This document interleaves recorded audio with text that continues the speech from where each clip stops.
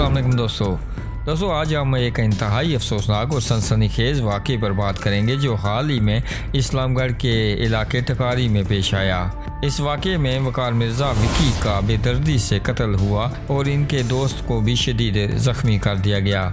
आप सोच रहे होंगे कि ये सब कैसे हुआ, क्यों हुआ और इसके पीछे की हकीकत क्या है।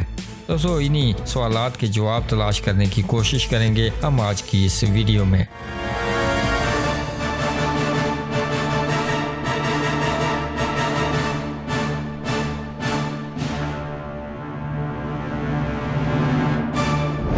सबसे पहले हम इस वाक़े की तफसीलात से आगाज़ करते हैं। इस्लामगढ़ टकारी के मकाम पर वकार मिर्ज़ा विकी अपने दोस्त हारून भट्टी के साथ एक मकामी होटल में मौजूद थे। वकार मिर्ज़ा उर्फ विकी दुबई से वापस आए हुए थे और अपने दोस्तों के साथ वक़्त गुजार रहे थे। इसी दौरान वहाँ कुछ पठान भी मौजूद थे जिनके साथ इनकी मामूली तलख कलामी हो गई। आप सोच रहे होंगे कि ये तलख कलामी इतनी बड़ी वारदात में कैसे तब्दील हो गई। दोस्तों अफसोस की बात यह है कि ये मामूली झगड़ा अचानक ही एक खौफनाक शक्ल अख्तियार कर गया। पठानों में से एक अव्वल खान वल्द हसन खान ने अपने साथियों के साथ मिलकर वकार हारून पर फायरिंग शुरू कर दी। इस फायरिंग के नतीजे में वकार मिर्ज़ा उर्फ विकी मौका पर ही जाँ बाक हो गए, जबकि इनके दोस्त हारून भट्टी को सर पर चोटें आई और इनका हाथ भी फायरिंग से ज़ख्मी हो गया। वकार मिर्ज़ा विकी की मौत का ये वाक़या न सिर्फ इनके ख़ानदान बल्कि पूरे इलाके के लोगों के लिए सदमे का बाइस बना है। Waqar Mirza Vicky retired police inspector Mirza Mohammad Taj के फर्जंद थे और मास्टर जुल्फ़कार और मिर्ज़ा वहीद ताज के भाई थे।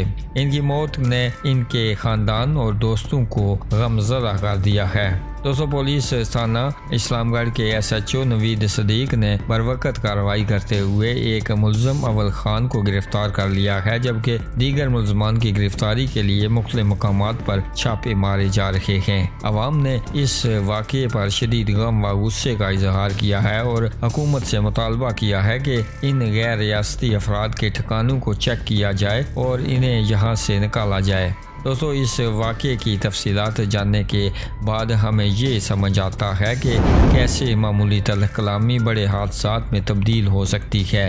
इस वाक़े ने हमें ये सबक दिया है कि हमें अपने जज्बात पर काबू रखना चाहिए और बातचीत को पुरअमन तरीके से हल करने की कोशिश करनी चाहिए।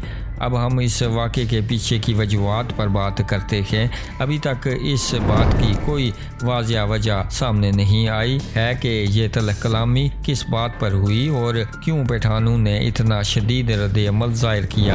दोस्तों पुलिस की तफ्तीश जारी है और उम्मीद है कि जल्द ही इस वाक़े की मुकम्मल हकीकत सामने आ जाएगी।